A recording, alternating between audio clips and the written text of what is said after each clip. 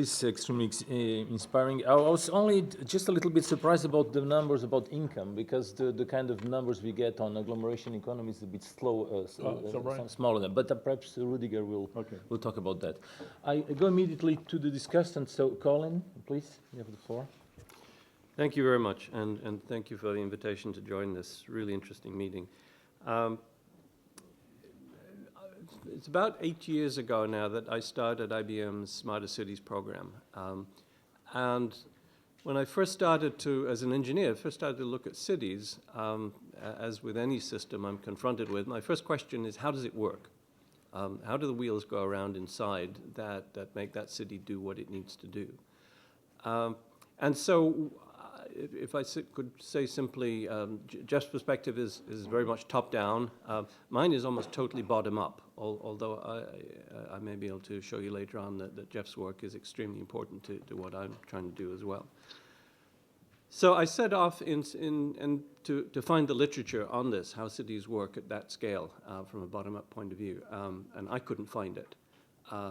There is a little bit more today in certain areas, particularly transportation. But as a general way of looking at how cities operate, it doesn't seem to exist. And so, falling back, I had to start thinking about, well, what would I think of as the principles of operation of a city? My first principle is, and it's not far off what Shakespeare had to say, cities exist in order to allow large numbers of people to live together. So how do they do that? What does that mean in terms of the system of systems that is established in order to allow 10 million people, 30 million people to live together?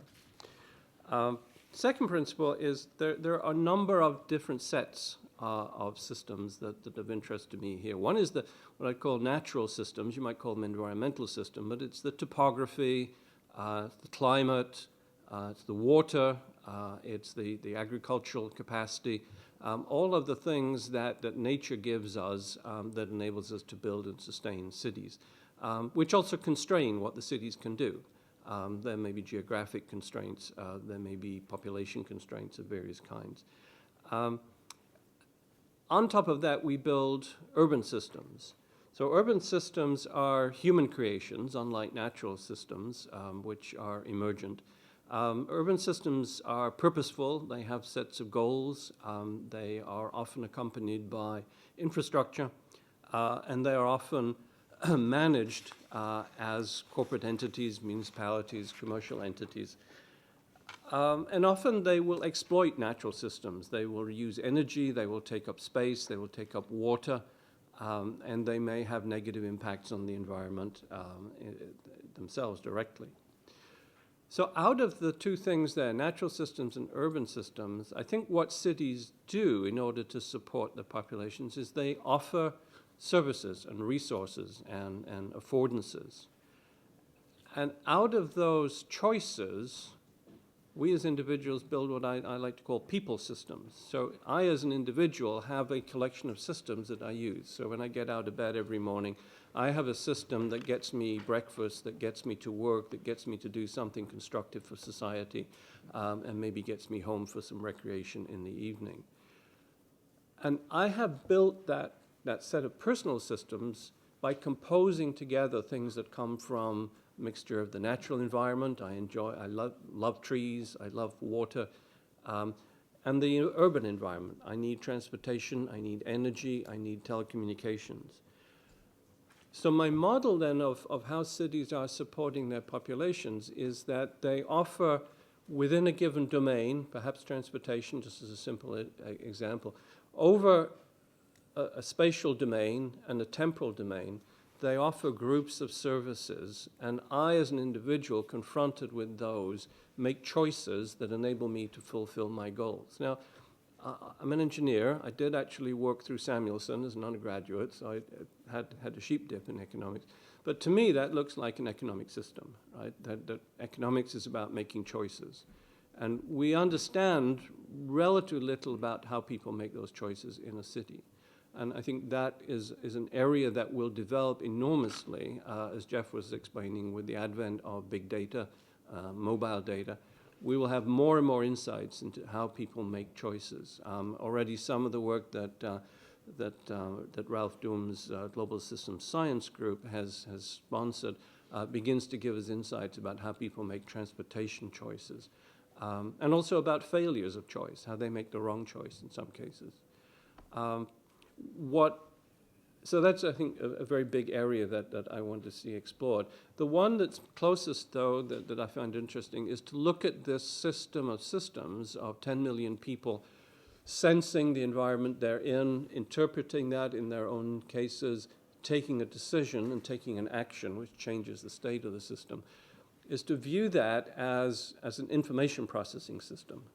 If you think of that 19th century picture that Jeff showed of the crowd on the street, those people are generating information, they're changing the state of that system. That system state is propagating in some speed and with some range.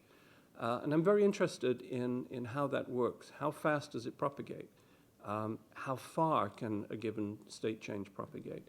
This is really interesting in the context of smart cities, because smart cities fundamentally increase the amount of system state that we can capture and propagate it more quickly.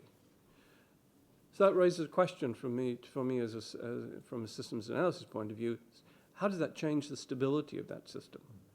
Does it introduce new fragility in terms of tipping points that could occur, for example, by generating herd behavior in transportation? If we tell everybody suddenly, there's a blockage 1 kilometer down the road, and everybody heads for the next exit. This is also not a good situation. Another problem I've struggled with, and I'm going to stop in just a minute, promise, that has relevance here is recovery from disaster. So disasters are the equivalent of crises, I guess, in financial economic systems. And we have a growing number. The statistics on disasters, natural disasters, are absolutely quite astonishing if you go look at them. And so more and more cities are going to have to deal with that. So a question there is, how can we design systems, or cities rather, that are resilient in the sense that their systems, as I've defined the systems, the critical systems in there become more resilient. So that resilience is not a question of building another piece of infrastructure and making it more robust, but in enabling that city to recover. And the second thought in that space, too, is, which I saw in Japan when I was there after the tsunami. How do you, after a disaster of that kind, which wipes out all of these systems, how do you essentially reboot an economy or reboot a city's systems? It was a problem that the Japanese government was clearly struggling with in their efforts to define a recovery plan to get this thing back on its feet.